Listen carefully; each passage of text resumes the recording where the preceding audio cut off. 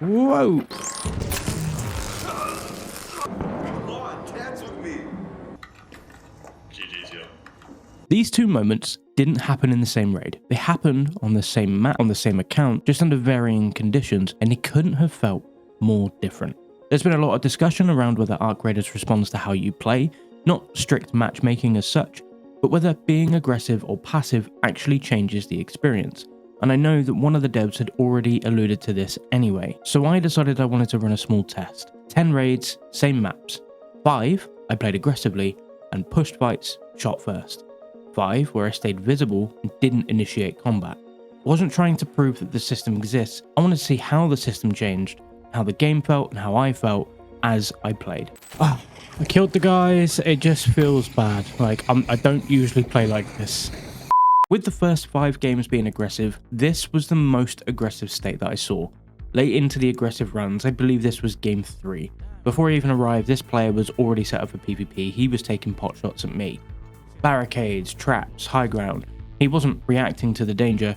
This man was Walter White, if you will, he was the danger. They were expecting it. What surprised me is it didn't start like this in my first aggressive raids. The lobbies are really quiet. I don't naturally play aggressive, so I had to build that aggression myself. Players disengaged and I actually struggled to find fights, but over multiple raids the aggression started to cluster more. Fights attracted more players and positions became more fortified. Plot twist.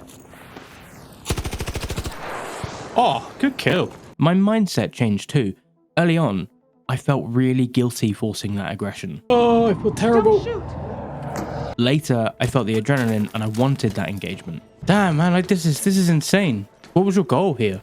After those 5 games, I then switched how I played. In this raid, someone thought I shot first. I was like, bro, if you're the rat or the aggressor, I was gonna take you down. I was just reacting. When I explained that they fired first, they dropped their guard. We ended up extracting together. My point here is the aggression still existed, but it was negotiable. I could sense the aggression had eased off a bit. Playing passively didn't make my game safe, mind. There was still dead bodies everywhere by game 10, and still fights happening all around me. But I stopped being the center of that violence. The danger didn't disappear, my relationship to it did, and I could feel the game changing that over time. After 10 raids, what stood out wasn't a hidden matchmaking switch, it was intent. Embark clearly understands that players want different kinds of attention, and the game does seem to meet you where you are. If you're aggressive, you want to find that pressure, you'll match those players, and passive players want to find space. Again, you'll match those players. But space is never safe, and that's where that tension stays. No shooting in the extract, no.